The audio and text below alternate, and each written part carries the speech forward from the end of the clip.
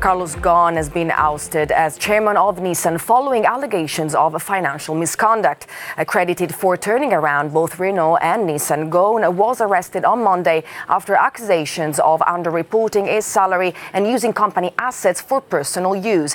His fall from grace ushers in a period of uncertainty for the company's 19-year alliance with Renault and their more recent one with Mitsubishi.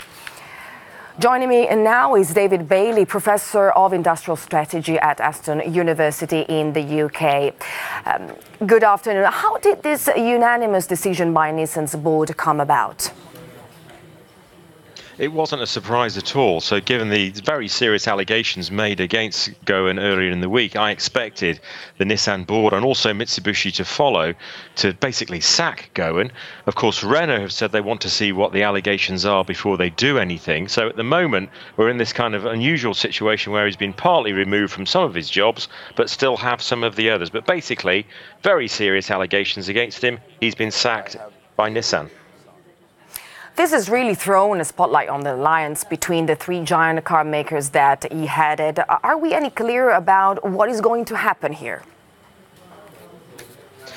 No, huge uncertainty. It's a very unwieldy alliance. So Renault has a 43% stake in Nissan and effectively controls Nissan. Nissan only has a 15% stake in Renault and no voting rights.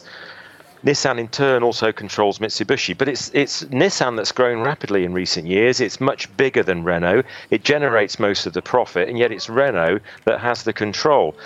Now, what seems to be happening was that Ghosn was trying to strengthen that control and make the alliance more permanent. There's even a suggestion that there's a possibility of a full-blown merger. The Nissan board reacted very angrily to that, and this seems to me very much like this was a kind of a coup whereby Nissan effectively took Ghosn out to prevent a full-blown merger.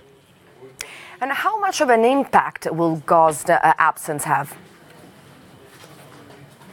Very big indeed. He had a huge impact on the company. He turned around Renault, he turned around Nissan, he held the alliance together. He very much positioned them at the forefront of electric vehicle technology, so left them in a very good place in terms of the new technologies that are coming. But he was the glue, the linchpin that held the alliance together. So if this alliance is to survive, and it's hugely important for Renault in particular that it does, they're going to have to find another way of making this work without being reliant on one person.